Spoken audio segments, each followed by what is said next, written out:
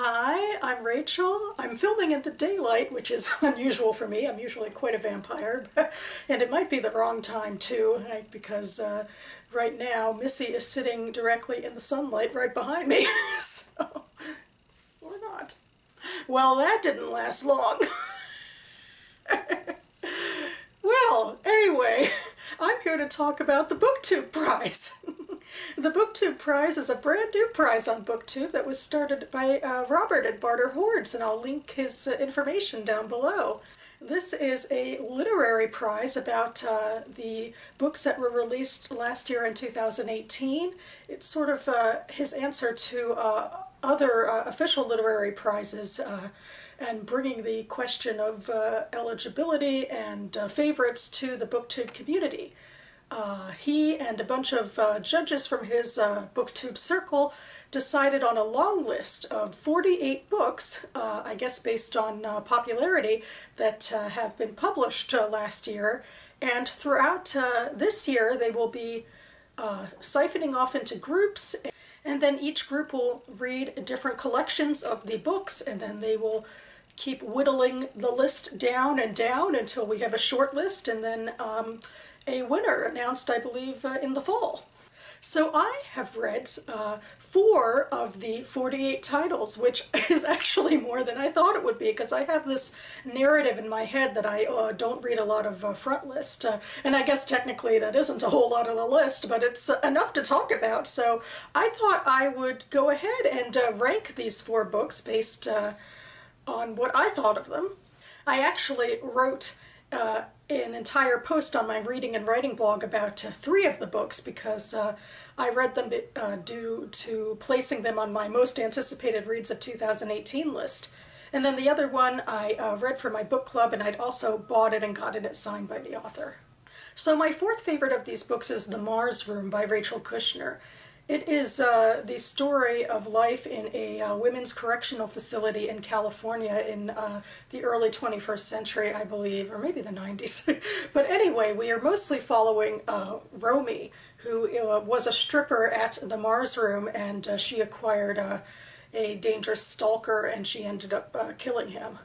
And she's serving a sentence for that. And she's our major point of focus, and we go a lot into her backstory, her love of San Francisco growing up, her concerns over her son Jackson now. We also follow other inmates, most of whom are poor, and a lot are people of color or have alternate sexual identities, and just the ways that the system is stacked against them, this cycle of poverty and drug abuse and general abuse, usually by men, just kind of keeps them in and out of jail, and in general how jail encourages people to treat the inmates as less than human. Although there's also a storyline that I really liked where a GED teacher does look into the crime of the youngest offender that he's teaching, and it's really heinous. She and a group of friends had beat up a college student, beat him to death, and he looks into it and he acknowledges how cruel it was and just sort of callous, but there is also some emphasis given on the fact that people her age in the army or in the military are also at that time killing people in the Iraq War as well. But so I guess it's the 21st century, the early 21st century, which I didn't think was preachy, that part, although I think some people might have. I thought it was a interesting commentary on how we assign life and death in this country. But I do think, as I look back on it more and more, I find it to be more uneven, and there's this entire philosophical plot line with famous people's journals that didn't do anything for me, and there's this sort of sudden infusion of plot at the very end after just sort of cantering along. But I've rambled on enough about it, and I have lots more to say, so moving on. My 3rd favorite of the books that I read is The Female Persuasion by Meg Wolitzer. She is a favorite of mine, and last year I actually completed reading all of her backlist of adult fiction. And The Female Persuasion also names itself after a relationship between a millennial and a baby boomer who's sort of a Gloria Steinem-esque character. And this Gloria Steinem character, whose name is Faith Frank, comes to Greer Gadetsky's college when she's a freshman, and she's been recently assaulted by a guy at a party. And so she's sort of simmering in some sort of rage, and Faith is this charismatic person and kind of directs her to think about feminism, and also so does her roommate Z, but Faith is this legendary figure. And after college, Greer goes to work for Faith, and it goes into a retrospective, really, about the distance between that idealism for working for feminist goals versus the reality of what it takes to get things off the ground, and the people that you have to please, mostly the people footing the bills. And also the differences, how the feminist movement has changed generationally, and what's expected of people now that might not have been when Faith Frank was growing into prominence, and all of that was fascinating and interesting. I mean, I think all of the plot lines were really fascinating, although I think ultimately it was a little bit uneven, because a lot of the story also had to do with Greer's boyfriend Corey, whose family undergoes a tragedy, and it really changes his life and changes his trajectory. And then Z goes on to teach in a public school system and sort of does more on-the-ground sort of work about justice and giving back to the community, and it teaches her a lot, and she's also a gay character, so we get that perspective from her. I mean, I don't think it's Wolitzer's most fortified, shiny work, but I liked it. The second book on my list is The Immortalists by Chloe Benjamin, and this is the one I read with my book club, and I think they all thought I was crazy when I came out thinking about this book, but in general, this is the story of the four Gold siblings who, in the late 60s, go to see a fortune teller when they're children, and the fortune teller tells them all the day that they will die. And then the rest of the story is sectioned off into 4 parts, and we follow each of the 4 siblings and see how they live their lives. And that was what touched me most about the story, because the story isn't necessarily about death, although, death does affect the living, but really it's a story about how you live your life. And the questions they asked, and specifically the fact that they were engaged with their Jewish tradition in various ways, made me feel like this was the most Jewish book that I read all year, except for the predetermination question. And my hypothesis to my book club was that I thought Benjamin could have gotten rid of the fortune teller and just had... well, maybe the first major event with the first sibling be a catapult for the rest of the siblings, and that they would be reacting to that and reacting to other events in their lives and just make choices about life, and that it would be based on free will, because Benjamin, I think, tried to have her cake and eat it too, and have both predetermination and free will, and I feel like that was the major fault line of the novel that didn't work. And I thought, well, just get rid of predetermination, just have free will, and this big question about the meaning of life without, some prophecy hanging over it. So that was what I thought. But otherwise, ignoring ignoring this prophecy, I guess, I really was very moved by this book. And my first favorite read that I read from this long list so far is Girls Burn Brighter by Shobha Rao. This is the story of 2 impoverished Indian young girls named Purnima and Savitha. They grow up together, and life is hard, but they have each other in this really strong friendship until a violent act tears them apart and forces them both into lives marred by more violence, particularly misogynistic violence. And Purnima makes it her life's journey, basically, to track Savitha down, which means tracking her to America, ultimately. And that might be the more convenient side of the story. But what really gripped me about this was how Rao probed the grit and inner determination of these girls, because it could have been torture porn. There was a lot of horrible things that happened to them.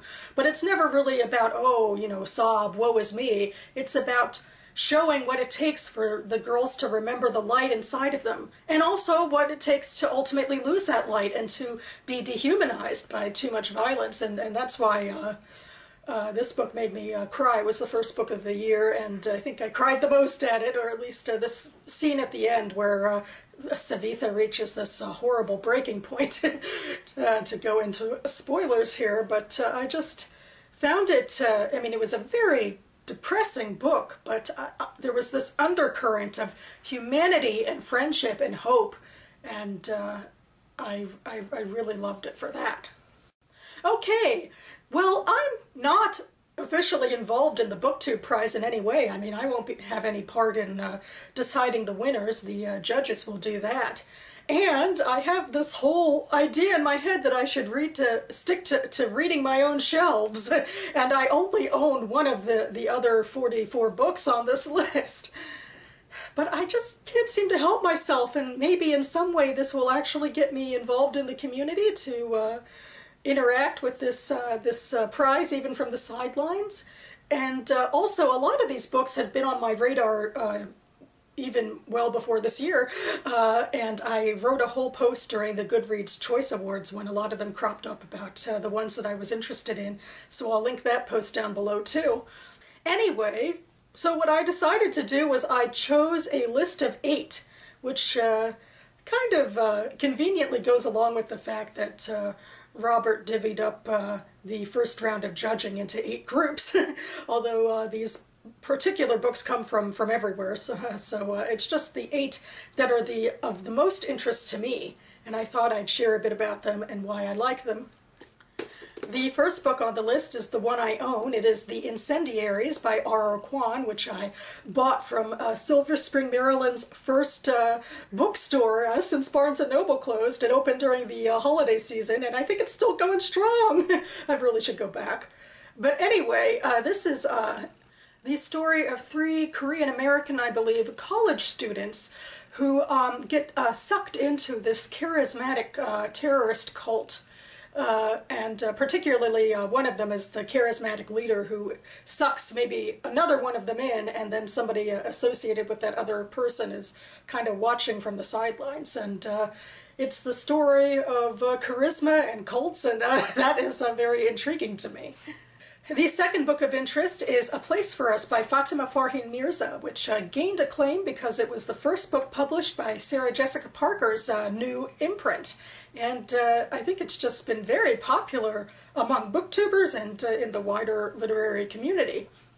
It is the story of a Muslim American family that has members have been driven apart by some event in their past, but they come together for a daughter's wedding and sift through the issues that kept them apart, and you know, it's family drama central, and I am all about it. Number 3 on my list is Red Clocks by Lenny Zumas, which is technically speculative fiction.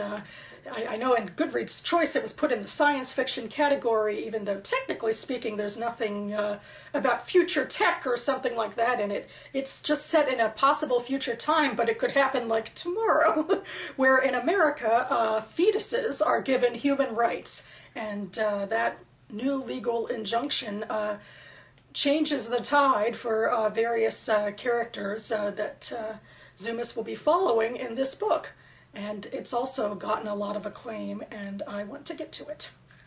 The fourth book on this list that interests me is The Ensemble by Asia Gabel. And I admit, I don't remember exactly how I heard about this the first time, maybe on Book Riot, but the first thing that really grabbed me was the name of one of the main characters, which is Jana, and that's my sister's name. And in general, I feel like it's a pretty rare name around these parts, so I was like, ooh, what's this about? But more than that random name association, I like the idea of following a group of musicians who work together to perform classical music.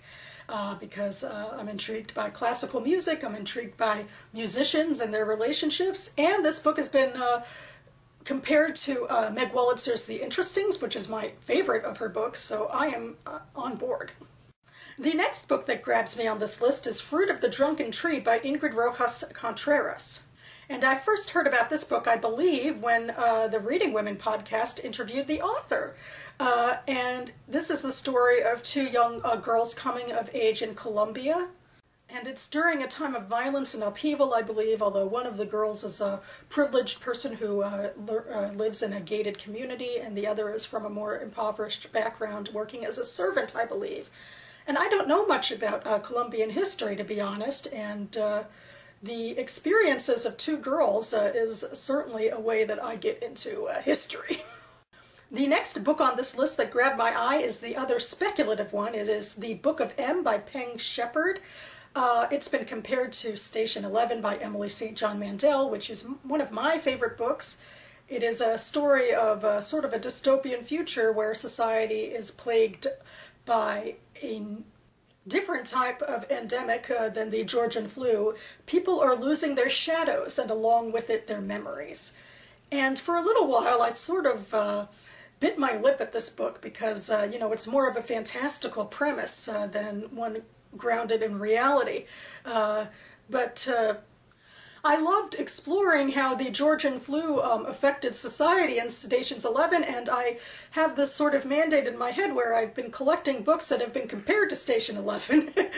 And ultimately, when the Goodreads Choice Awards put it on the fantasy list, something clicked in my head and I said, okay, if I view it through the lens of fantasy, I really have no problem with this, and I'm going to stop going back and forth over whether or not I want to read it, and I can just take the plunge.